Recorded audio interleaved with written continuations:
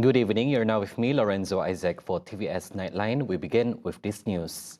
Sarawak is welcoming Singapore's proposal to open a consulate in Kuching as part of efforts to strengthen bilateral relations between the Republic and Malaysia, particularly in Borneo. Premier Sarawak Datuk Patinggi Tan Sri Abang Johari Tun Openg says the move will create more opportunities for cooperation in trade, investment, as well as people-to-people relations between both countries. According to him, economic ties between Sarawak and Singapore have long been established, and the presence of the consulate will facilitate a wide range of matters, including workforce mobility, business dealings, and new investment opportunities. Kita ucap terima kasih perhubungan Singapura dengan Malaysia begitu erat dan kita mempunyai perhubungan dagangan yang banyak juga di antara Sarawak dengan Singapura. Jadi saya welcome dengan adanya consulate. We have our own office here also. We have our own the Sarawak Tourism and Trade Office. The move was announced by Singapore's Prime Minister Lawrence Wong during a joint press conference with Malaysian Prime Minister Datuk Seri Anwar Ibrahim at the 12th Malaysia-Singapore Leaders Meeting on Thursday. Meanwhile, Anwar confirmed that the Malaysian government has agreed to the proposal, which includes the opening of a Singapore consulate in Sabah. He added that the development will further strengthen the relationship between Malaysia and Singapore in the years ahead. It was a long-standing issue. Only our government, then after listening to the state, Sabah and Sarawak, we agreed. It's a very long, the request has been long-standing, outstanding for a long time. Okay, Mat? Malaysia and Singapore have reached a significant agreement on airspace management following their annual bilateral meeting. Prime Minister Datuk Seri Anwar Ibrahim states that this round of discussions centered on previously unresolved issues. The talks address flight paths used by Singapore as well as air routes from flights from Malaysia to its eastern regions such as Sabah and Sarawak, which involve much larger airspace. According to the Prime Minister, Malaysia has agreed to coordinate and facilitate air routes for Singapore flights, while also ensuring key conditions are in place to protect the country's interests. Dan yang kita bincangkan tentunya isu-isu yang tak dapat dimuktamadkan sebelum ini, termasuk laluan pesawat untuk kegunaan Singapura dan juga laluan pesawat Malaysia atau dari Malaysia ke timur, terutamanya ke Sabah dan Sarawak yang jauh lebih besar. Jadi kita bersetuju kalau maksud membantu menyelaras, memudahkan perjalanan Singapura, kita juga kenakan syarat supaya laluan dijamin mudah dan bebas untuk penerbangan dari Malaysia atau Semenanjung ke Sabah, Sarawak dan ke timur. He states that a preliminary agreement has been reached, with technical discussions continuing to determine the specific areas for implementation. This new agreement, he adds, strengthens bilateral cooperation in the aviation sector while ensuring Malaysia's airspace access and interests remain safeguarded. Police in Miri are calling for witnesses to come forward after a horrific crash involving an articulated truck left 2 men dead. Miri District Police Chief ACP Muhammad Farhanli Abdullah confirms both victims, a 54-year-old driver and his 44-year-old passenger, were found trapped in a mangled cabin and pronounced dead at the scene. According to police, the trailer was heading from the Sabarkas roundabout towards the Miri bypass and had slowed down at the Pujut 1B traffic lights. During the process of stopping, the tipper lorry being transported crashed into the front cabin. Investigators are now urging anyone who witnessed the collision to contact the numbers shown on screen. The case is being investigated under Section 41(1) of the Road Transport Act 1987. Meanwhile, Sarawak Transport Minister Datuk Sri Lee Kim Shin is calling for calm, urging the public not to speculate. Former senior political secretary to the Prime Minister, Datuk Seri Shamsul Iskandar Muhammad Akin, was charged in the Sessions Court today with 4 counts of corruption totaling over 176,000 ringgit linked to the approval of mineral exploration licenses in Sabah.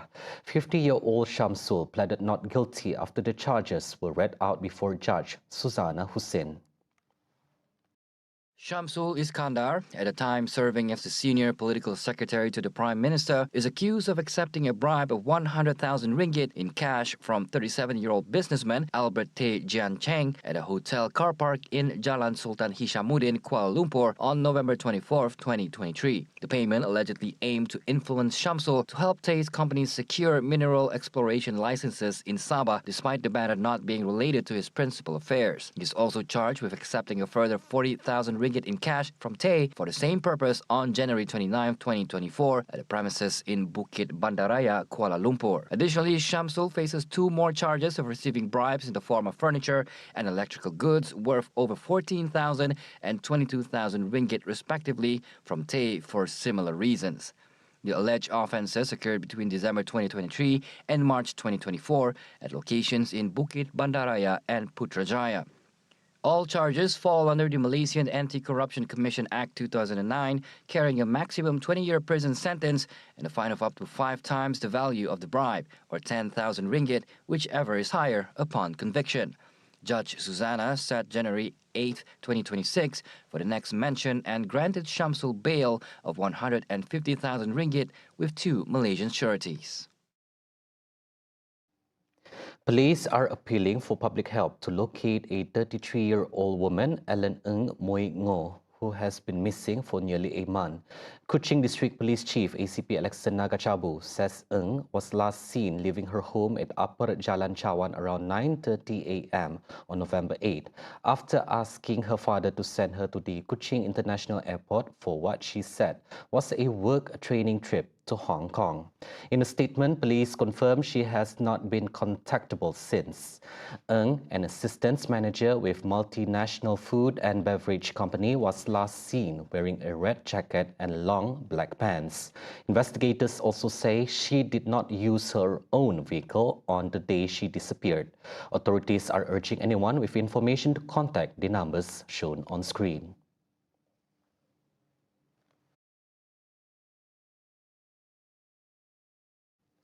As of November, 32,000 workers have secured pay raises of up to 16% under the DGP, the Progressive Wage Policy.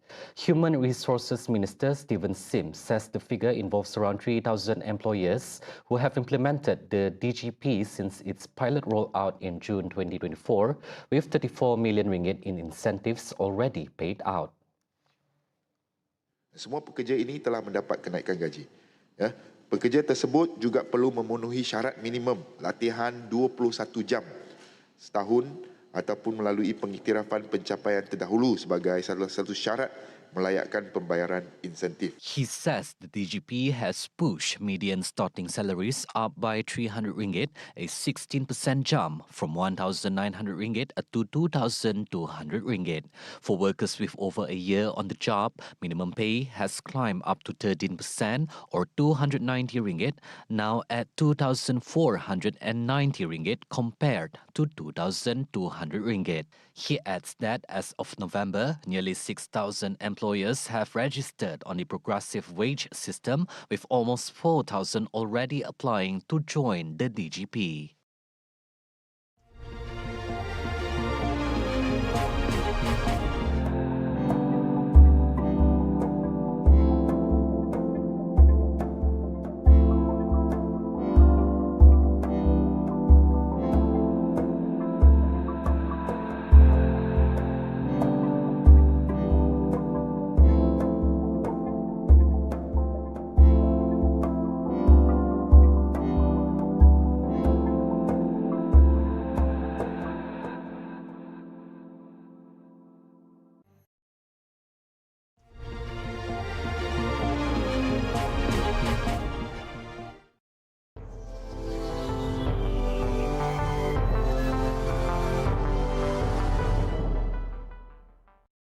Welcome back.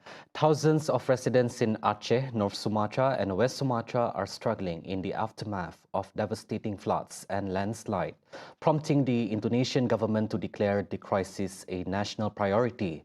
President Prabowo Subianto has ordered all relevant ministries and agencies to act immediately, focusing on rescuing those stranded, delivering essential aid and restoring critical infrastructure and services to communities left vulnerable by the disaster. For more on the situation, our correspondent in Indonesia, David Andreas, has the latest updates. Thank you, Lorenzo. This is David Andreas with the latest on the flood and landslide in Sumatra, where the Indonesian government has elevated the situation to a national priority. Coordinating Minister for Human Development and Culture, Pratikno, who has been appointed as the lead coordinator for disaster management in Sumatra, said the government is mobilizing all available resources. He emphasized that ministries and agencies are working closely together to ensure rescue and relief operations run smoothly across all affected areas. According to the Indonesian National Disaster Management Agency (BNPB), the number of victims across Aceh, North Sumatra, and West Sumatra continues to rise, with 836 confirmed deaths and more than 500 still missing as of today. Pratikno reiterated that government is committed to making sure aid and essential services reach every affected community without interruption until conditions are fully restored. With that in mind, the response to this disaster in Sumatra has been officially designated as a national priority. Bapak Presiden memberikan instruksi agar situasi ini diperlakukan sebagai prioritas nasional, termasuk jaminan bahwa dana dan logistik nasional tersedia secara penuh, secara total. Salah satunya pada saat tanggap darurat ini menggunakan dana siap pakai. So far, more than 500,000 tons of aid have been delivered to residents affected by the disaster, including those in remote areas, using hundreds of lorries and around 50 helicopters. Search and rescue operation to locate the victim, along with effort to restore electricity and clear damaged roads, are being intensified to speed up relief in the most critical areas. David Andreas for TVS. Thank you, David, for the updates. Moving on, Israel is facing a mental health tsunami with 2 million people in need of support as addiction rates soar and families and communities fall apart. According to Israel's news agency, Yediov Afronov, mental health professionals have raised the alarm over a sharp increase in people requiring support since October 7, 2023.